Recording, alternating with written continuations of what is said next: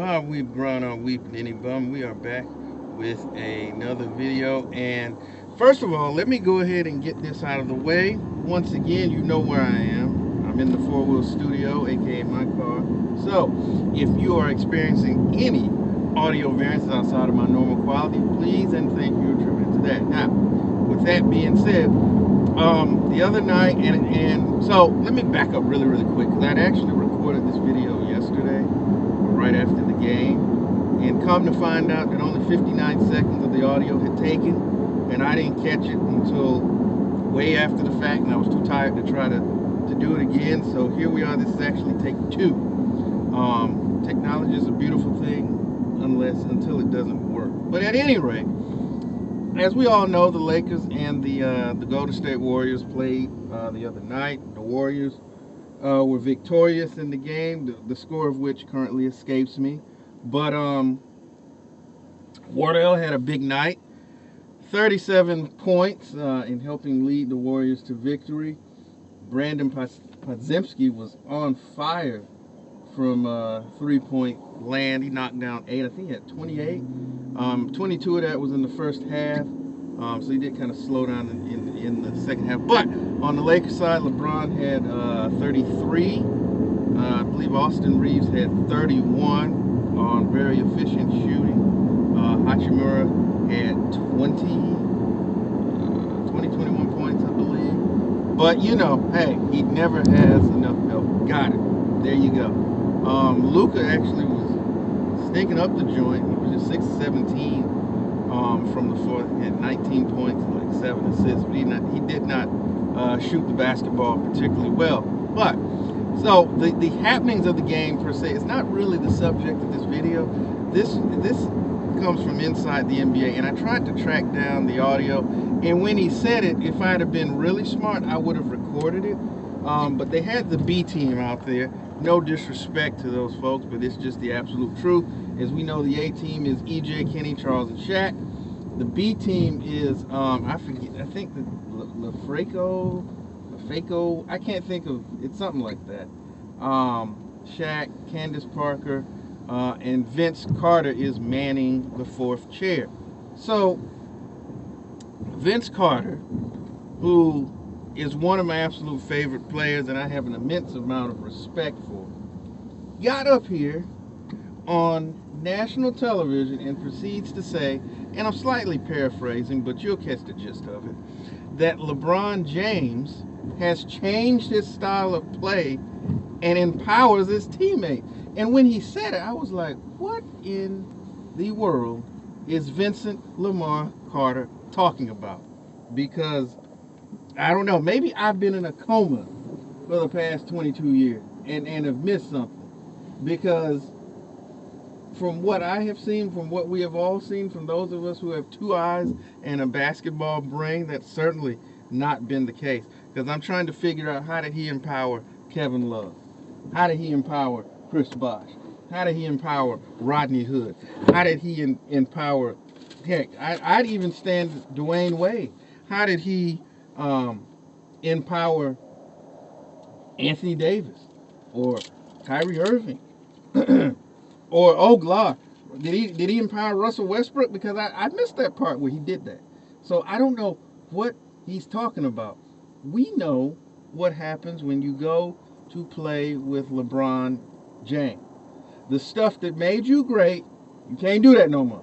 You got to do something else, because what made you great does not fit into the system. The fact that we even have the name, the system, LeBron James system, should tell you all you need to know. Okay, so funny thing. So the audio apparently got cut off again. So this is going to be our third attempt at this video. But as I left off, as I was saying, the fact that the term the system, or the LeBron James system, has almost become like a sports colloquialism, tells you all you need to know. In order to play with him, you have to play in a certain way, in a certain style, and more times than not, nearly every single time, it has a deleterious effect on nearly every teammate he plays with, particularly if you are good, you won't be as good, but LeBron will be good. It's like, it kind of reminds me, like, from a basketball sense, LeBron James, it's like that scene on Independence Day where Bill Pullman, he goes inside the mind of the alien. He talks about he's seen their plans, and they go from planet to planet. They drain every natural resource, and once they're done, they move on. And that's kind of how he is. He is the basketball version of the aliens from Independence Day. Think about it. He goes from franchise to franchise.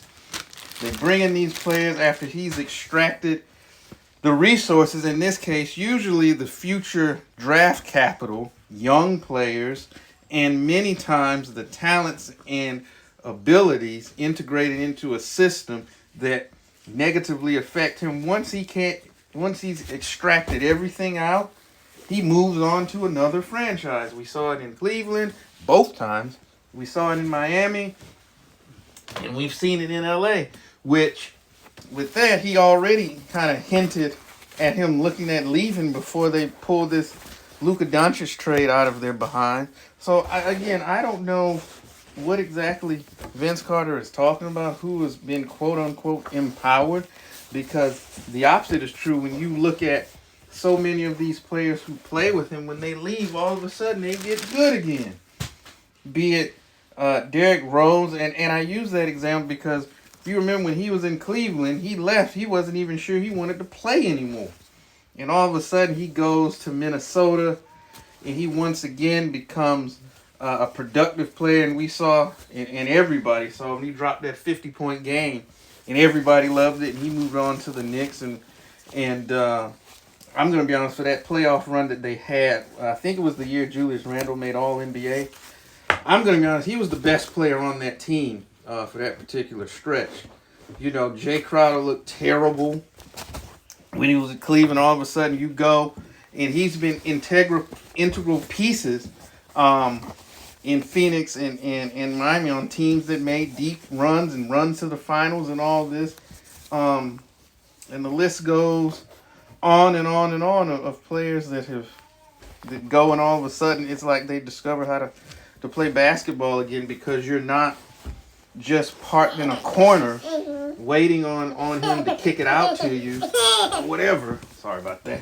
You actually get to play basketball. So no, Vince Carter is wrong on this one. I don't know what he's on.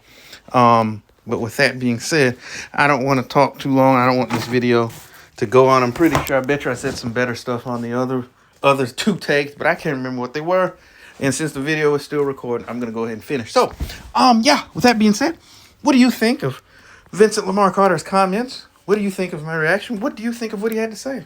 Let us know in the comment section. Let's have a conversation about it. And as always, thank you for spending a few moments with us. And as always, make sure you check on your people and tell the ones that you love them. Peace.